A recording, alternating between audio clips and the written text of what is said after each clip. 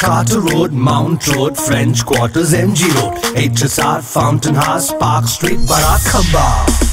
We've been here, we've been there, Veka's been just everywhere. ఏదైతే ఒక పక్కన వర్షాలు ఎక్కువ పడడం, ఇటీవల కాలంలో ఎప్పుడు కూడా ఇంత వర్షం పడలేదు, అంత వర్షం పడింది. ఒకసారి మన చరిత్రలో చూస్తే ఇంత పెద్ద ఇన్ఫ్లోస్ ఒక్కసారి 1998లో వచ్చాయి, తర్వాత ఇప్పుడు వచ్చింది. 1998లో 9,24,000 క్యూసెక్స్ డిశ్చార్జ్ అయింది. యాజ్ ఆన్ నౌ 9 గంటలకి 9,70,000 క్యూసెక్స్ ఆఫ్ వాటర్ డిశ్చార్జ్ అయింది. అప్పటికంటే ఇప్పుడు దగ్గర 50,000 క్యూసెక్స్ ఆఫ్ వాటర్ ఎక్కువ వచ్చింది. ఇది ఇంకా పెరిగే అవకాశం కూడా కనపడుస్తూ ఉంది. ఈరోజు మనం చూసినప్పుడు అన్ని రిజర్వాయర్లు ఫుల్ అయినాయి. అదే సమయంలో ఈరోజు ఊహించిన విధంగా ఈ తుఫాన్ రావడం, ఈ తుఫాన్ వల్ల ఏవైతే తెలంగాణలో ఉండే ఈ యొక్క బొడమేరు ఇలాంటివన్నీ కూడా పెద్ద ఎత్తున అక్కడ వర్షాలు పడడం, ఆ క్యాచ్మెంట్ కూడా వాటర్ అంతా ఇక్కడికి వచ్చే పరిస్థితి వచ్చింది. ఇప్పుడు దీనివల్ల ఇంకా కూడా కొద్దిగా పెరిగే అవకాశాలు ఉన్నాయి. ఇప్పటికే కొన్ని ప్రాంతాలు బాగా ప్రమాదంగా తయారయ్యే పరిస్థితి వచ్చింది. ఇప్పటికే మనం ఒక పక్క చూస్తే ఏదైతే సింగనగర్తో తోడుగా కృష్ణా లంకలో కూడా కొన్ని నీళ్లు వచ్చే పరిస్థితి వచ్చింది. ఇది కాకుండా ఇబ్రహీంపట్నంలో కూడా కొన్ని నీళ్లు వచ్చే పరిస్థితికి వచ్చింది. ఇవన్నీ కూడా చాలా బాధాకరమైన సంఘటన, ఊహించని సంఘటన. అయితే ఇప్పుడు మనం చేయగలిగేది దీన్ని సమర్థవంతంగా ఎదుర్కోవడం తప్ప ఇంకొకటి లేదు. ఇందులో రెండు ఉన్నాయి.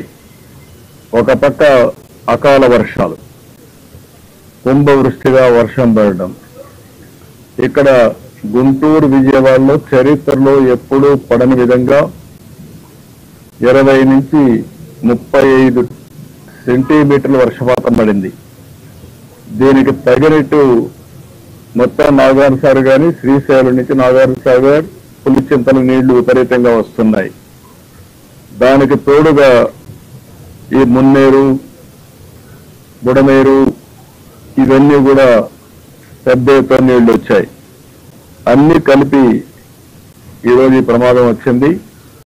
రెండోది బుడమేరుకి ఏదైతే నేరుగా కొల్లేరుకు పోయే దీంట్లో సరిగా మెయింటైన్ చేయకుండా పోవడం, మెయింటైన్ చేయకుండా పోయి కొన్ని బ్రీచెస్ పడడం, ఆ బ్రీచెస్ లో కొల్లేరుకు పోవలసిన నీళ్లు నేరుగా ఈరోజు కృష్ణా ఏదైతే ఈ దీని మీద సిటీకి రావడం, ఇవన్నీ కూడా సింగనగర్కి రావడం.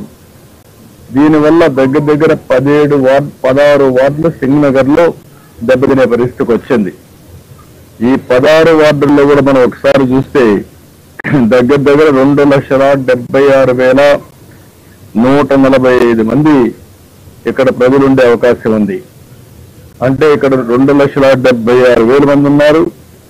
ఇంకొక పక్కన ఇప్పుడు నేను చెప్పినట్టు కృష్ణలంక, భూపేష్ నగర్ లో కూడా కొంతమంది ఉన్నారు. అది కాకుండా ఇబ్రహీంపట్నంలో కూడా కొంతమంది అక్కడ కూడా సబ్మిట్ చేసే పరిస్థితి వచ్చింది. ఇవన్నీ కూడా చాలా పెద్ద ఎత్తున డ్యామేజ్ జరిగే పరిస్థితి వచ్చింది. ఒక పక్కన మానవ తప్పిదం. ఆనాటి 5 సంవత్సరాల్లో ప్రభుత్వం సక్రమంగా మెయింటైన్ చేసుంటే, ఆ బ్రీచ్ లేకుండా చేసుంటే ఇప్పుడు ఆ నీళ్లు ఈ యొక్క సింగనగర్కు వచ్చే పరిస్థితి వచ్చేది కాదు. దానివల్ల ఇది కొంతవరకు ప్రొటెక్షన్ ఉండేది. దీనికి అదనంగా చరిత్రలో ఎప్పుడూ పడని వర్షాలు పడడం, ఎప్పుడూ రానని నీళ్లు రావడం, దీనివల్ల కూడా 9,70,000 క్యూసెక్స్ ఆఫ్ వాటర్ అనేది ఒక చరిత్ర. అని నీళ్లు వచ్చే కొందికి ఎక్కడికక్కడ వీక్ గా ఉండేది ఎక్కడ, లేకపోతే ఓవర్ఫ్లో కావడం, సబ్మెర్జెన్స్ ఎక్కడ కొంత పల్లపు ప్రాంతాలుంటే సబ్మెర్జెన్స్ కావడం, ఇవన్నీ అయ్యే పరిస్థితికి వచ్చింది. నేను ఇక్కడికి వచ్చినప్పుడు సింగనగర్కి వచ్చినప్పుడు నేను బోట్లో వెళ్ళాను, లోపలికి వెళ్ళాను, వాళ్ళ కష్టాలు చూశాను.